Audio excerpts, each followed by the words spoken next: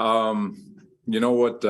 I know that was a stat for 21 years. It's awesome that it happened, at least from our side. But you know, I think I was talking to Matt LaFleur at Green Bay because they're getting ready for their Sunday night game, and I've been a part of the Hail Mary. I've lost on a Hail Mary, won a Super Bowl, lost a Super Bowl. I've been part of some crazy games, and so you're just never surprised what this league is going to give you. And if you put your head down or take a deep breath for 1 second, it can kick you in the rear. So obviously the jubilation, everyone's really excited, but it's time to move on. So Robert, is the challenge different moving on from a win like that versus moving on from a loss? Tough losses? No, it's the toughest thing to do in this league is, especially when you haven't had a lot of success, is to learn how to deal with success and move on to the next page, and understand keeping the main thing, which is getting better every single day, and how you shift your focus so you don't get complacent. The whole disease of me thing. Now, we haven't even tasted enough success to even think about it, but at the same time, when you're trying to build a winning culture and a winning organization, the sense of urgency to get up and do your job and get better and do all the things that are needed to get done so you can repeat it week in and week out, that's always going to be the challenge, especially with a young roster. So it's I don't know if either way is harder, but it's a lot easier to have these teachable moments after a win. So, Robert, what is the trick to taking what you did yesterday? And obviously, you got a lot of guys on this team who hadn't won, so yesterday was a little bit of evidence for it, right? What's the trick to parlaying this and turning this into something positive? It's just like I said, you've got to focus on the moment, right? So today we had Victory Monday, but still give for players taking it upon themselves to get in here, get the rehab. You still have to get a lift in. Your coaches put out comments, read it, watch the tape, learn from your mistakes. And then Tuesday, it's the same thing. And then Wednesday to come in, it's just day by day, own your moments, go to bed better than when you woke up. And if you've got that mindset, you trust that the result on Sunday is going to be what you want. But it is a discipline, that consistency. Trying to get youth to play with consistency is always a difficult thing, and they just need reps at it. And I think we've got the right guys, and I think we've got the right mindset to continue to build on it. We just got to go show it to ourselves again that we can stack up multiple days and win in multiple weeks. Robert, one of the questions with this team entering the season was, with all the young guys you were playing, especially, the draft picks, the spotlights on them, how quickly they could perform. It seems like they're performing pretty quickly. Garrett, big game. Brees, big game. Sauce has been playing well. You got contributions all over the place. Have you been pleased with how quickly they've been able to adapt to the NFL? Yeah, had an opportunity there, especially with Garrett. I'll talk about Garrett and all of them. They all had their mistakes in the game where it's like, God, it's almost backbreaking. But at the same time, you see all the flash plays. And what's exciting about them is this game is not too big for him. You got Max Mitchell. I mean, think about his first two starts, right? He's got Clowney, Myles Garrett, and Calais. I mean, it's welcome to the league, right? And then you've got Ahmad, you've got Brees, Garrett, Jermaine Johnson, and then same thing with Michael Clemens. I'm sure I'm forgetting somebody, but even Tony Adams was out there, and they caught us in a mismatch with Amari Cooper with them. So they're out there and they're performing. And what's really exciting about this group is you look in their eyes and they're not bright-eyed where it's too big for them. They're attacking the moment. And so you can live with their mistakes, knowing that the game's not too big for them, and you can keep calling their number because you're going to get the production. Eventually it's going to become so consistent and so productive that it just pops. And it got into that fourth quarter, in that second half, it was play after play. These kids were making plays, and it was pretty cool to watch. On the touchdown that Sauce was involved with Joyner on that side of the field, Robert, it looked like Sauce was, maybe he misread it, or it looked like he was playing zone and Joyner was in man or something. Like, what did Sauce just get caught in a rookie moment there? Yeah, a little miscommunication on that side of the field for him. Robert, in terms of these teachable moments you're talking about, how much of a moment was it when you saw Max Mitchell jump on the fumble and maybe save the other team from being right at the end zone there? Oh my God. We have Ricky Manning Jr. does the ball on Thursday, and he has all these quotes, and it's one of them is good things come to those who run, and if you just run to the ball, something good's going to happen. Whether you're on defense, offense, it doesn't matter. Just run to the ball, and something's going to happen, something good. And so even for a lineman, running out the stack, chasing the ball, fell on one, which was huge. You've said before that when Zach is ready, it's his team, regardless of what's going on. But if Joe is able to get on a little bit of a roll here, is it potentially something that could make you more comfortable being, more conservative with Zach and waiting an extra week if necessary, or are they two completely separate, issues? No, they're separate. But what's exciting is that Joe, we've talked about it, and you guys were all there through training camp. You guys all know Joe's been slinging it. I know he wanted that Baltimore game back. But I think I speak for all of you guys. You guys all saw training camp. You saw how he performed versus Atlanta. You saw how he performed versus the Giants, and day in and day out, he can still play in this league. He can still sling it. And he proved it yesterday. I mean, it's a big day to go over 3 bills and 4 touchdowns. That's starter quality football for sure. Robert, will Zach do more this week? Say it one more time. I'm sorry. Will Zach do more this week? Will you guys ramp up what he does in practice?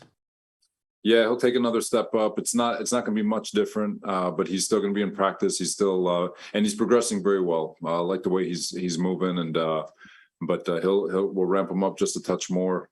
Get to the reevaluation and make decisions on how he needs to proceed from there.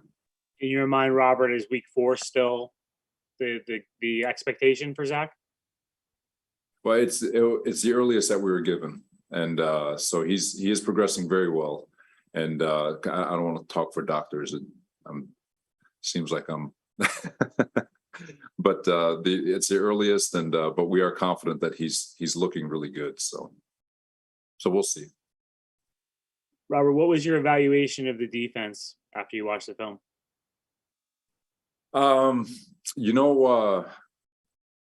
It was a mixed bag. Obviously, we don't like the fact that we gave up 30 points. We don't like the fact that they were moving the ball.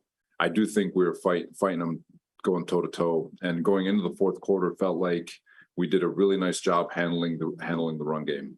Brissett did a really nice job getting out of the pocket a few times, which you don't want. But we were getting some key stops. Got the ball to our offense a couple of times. I think what jacked it up for us in that fourth quarter is guys were going for the ball too early.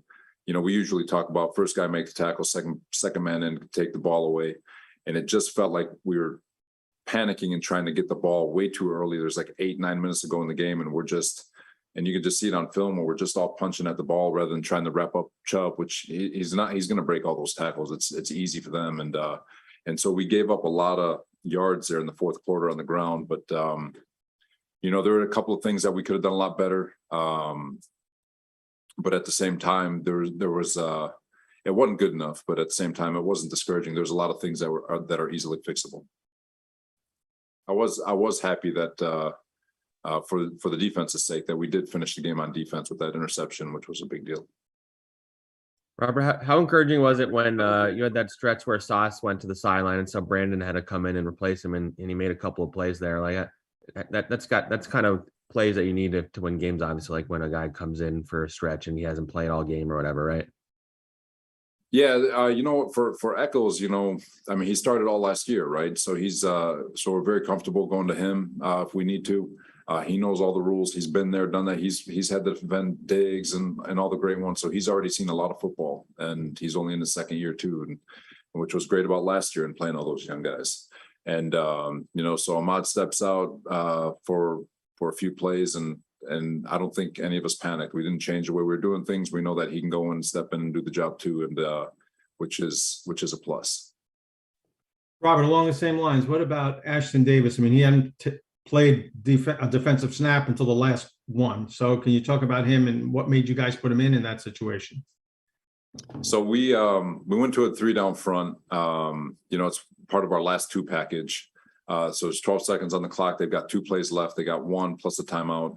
And odds are it's going to be 1 and then probably kick a field goal from there.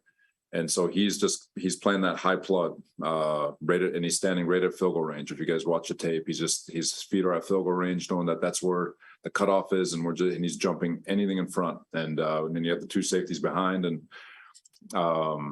there's and for him, he prepares so hard, and he's into practice, and he's asking questions, and he is doing everything he can to prepare himself as the next man up, like he should, like a professional should. And so having faith that he's going to go in there, limited reps, because you don't rep those situations very often. You maybe get 1 or 2 snaps on Friday and Saturday, and he executes it perfect.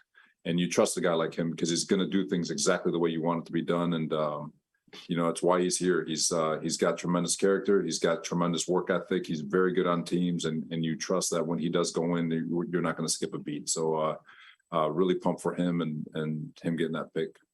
Robert, speaking of role players, Will Parks, I think he blew up. I think it was Amari, I think, on that on the onside kick there. Can you just talk about that kind of execution? I guess he was talking with Justin on the sideline beforehand, and they kind of had that, that scenario set up. And for a guy like that who just got up in the practice squad, what does that mean? No, it was, we dressed 5 safeties this week. Yeah. Obviously giving Will Parks that opportunity. He's, did I miss one? Oh, I'm sorry. He's awesome. We all love Will. We're really excited that we got him back. Just from that onside execution, with the new rules, it's hard. I think I heard somewhere that's like there's a 7% chance of getting onsides nowadays with the new kickoff rules, and you've got to be perfect. The kick's got to be perfect. Your execution on the front line's got to be perfect, and then you need on top of it, you need some lucky bounces. And shoot, it's like I was not joking on the headset. I did say it on the headset. I mean, I said, God, these onsides are like the lottery. So it feels like someone else is going to win, and someone's going to win, but this is not going to be me. And it's but credit to those guys. They absolutely freaking executed it perfectly, and we got the lucky bounce we needed, and they fought for the ball, and Hardy came up with it. How about an injury update, and also including CJ Uzama in that question, and whether he might be able to practice? Yeah, we're going to see how he feels. Wednesday, he's working through his rehab and all that stuff, so he's going to be, again, it's going to go up to game time for him. As far as everyone else finished the game. All the evaluations are in. We'll have some limitations for practice, but we're expecting everybody to play. So we came out healthy with a W. That's about as good as you can get it. I assume a lot of Jets fans, when they see the Bengals lose, their first reaction is, "Wow, I'd rather have them win and not be 0-2." I mean, how do you react when you see a score like that come in, and you know you're going to be facing a desperate team now? No, a lot of that I believe is for the media. I think Zach Taylor and his staff are phenomenal, and they've got a great group of players. They've been to the Super Bowl already. They don't get up and down. They play at a championship level. This game can be goofy in the sense of you got to get lucky sometimes with a couple of bounces just to get the ball rolling for yourself. But at the same time, like they're playing. They go to the wire versus Dallas. They go to the wire versus Pittsburgh. So they're a bounce away from being 2-0, and I think they recognize that. And when you turn on the tape, you see a bunch of guys playing hard. Their defense is very talented. Offensively, they're very, very close. So they still look every bit as the AFC champions from a year ago, and it's going to be a great challenge this week. It seemed like Joe had a lot more time to throw yesterday and had a cleaner pocket. I'm just curious as to what you've seen from the offensive line from week 1 to week 2, and where you kind of expect it to go from there. Yeah, thought they stepped up. They had a tremendous challenge this week going against Clowney and Garrett. Obviously, Clowney had to step out, so hopefully he's good. I thought our interior was so much better this week, handling their interior guys. I thought we had a really good game plan for Miles with all the chipping and trying to disrupt his pass rush. Same thing with Clowney when he was there on the other side, and then Joe, just staying in there, trusting the protection. Thought our guys did a great job giving them the time to allow our routes to develop downfield. We created a lot of explosive plays, and now the challenge is going to be, can we do it again? And can we play to that same standard? Because there was a lot of upset people, linemen in practice a week ago, and not that there was a renewed sense of urgency, but for them to come out and see themselves and execute to the level that we did, it's going to be fun to see us stack up those days and do it again. So, All right. Thank you, guys. all right, thanks, guys. Thanks, Coach. All right. Have a good one, guys.